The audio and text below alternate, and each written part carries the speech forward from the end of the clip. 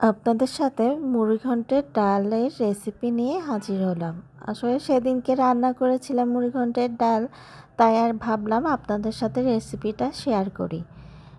ডাক্তারবাবুর জন্মদিনের উপলক্ষে আর কি রান্না করেছিলাম। এই যে প্রথমেই আমি মুগের ডালটা সিদ্ধ করে নেব। সিদ্ধ করে তারপরে গরম জল দিয়ে লবণ হলুদ দিয়ে ভালো করে জাল দিয়ে নেব। স্বাদ মতো ডালটা আর কি জালটা দিয়ে নেব। জালটা দেওয়ার পরেই পাশেই আর কি মাছগুলো আগে ভেজে নেব।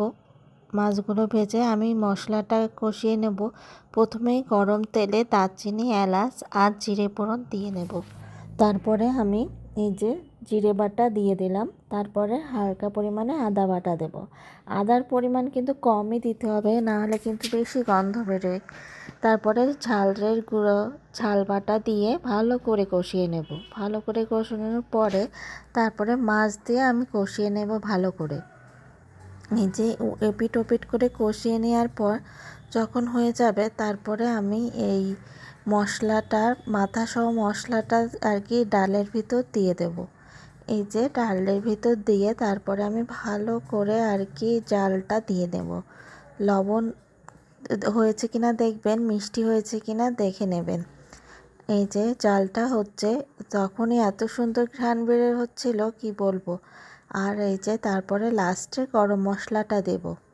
গরম মশলা আবার অতিরিক্ত পরিমাণে দিলে আর হলুদ অতিরিক্ত পরিমাণে দিলে কিন্তু ডালের কালারটা একটু অন্য কালার হয়ে যায়, কালো কালো লাগে। আর এই যে তারপরে আর কি ভালো মতো হয়ে গেলে লাস্টে একদম হালকা একটু ঘি দিয়ে নামিয়ে রাখবো। এই তো আমার ডাল রান্না হয়ে গিয়েছে। এটা ঘন ঘন করেই রেঁধেছিলাম। এই যে গরম থাকা অবস্থায় একটু পাতলা দেখা যাচ্ছে, কিন্তু যখন ঠান্ডা হয়ে গিয়েছিল তখন বেশ জমে গিয়েছিল। এই যে আমি বাটিতে ঢেলে নিচ্ছি ডালটা।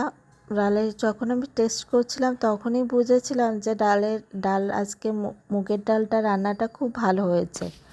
এই যে ডালটা আমি বাটিতে ঢেলে নিচ্ছি আমাদের টেবিলে রাখার জন্য।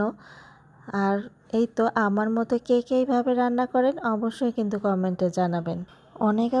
অনেকে আবার পেঁয়াজ রসুন দিয়েও মুগের ডাল রান্না করে, কিন্তু এইভাবে রান্না করে দেখবেন পেঁয়াজ রসুন ছাড়াও কিন্তু অনেক ভালো লাগে খেতে। পোলাও দিয়ে কিন্তু দুর্দান্ত লাগে।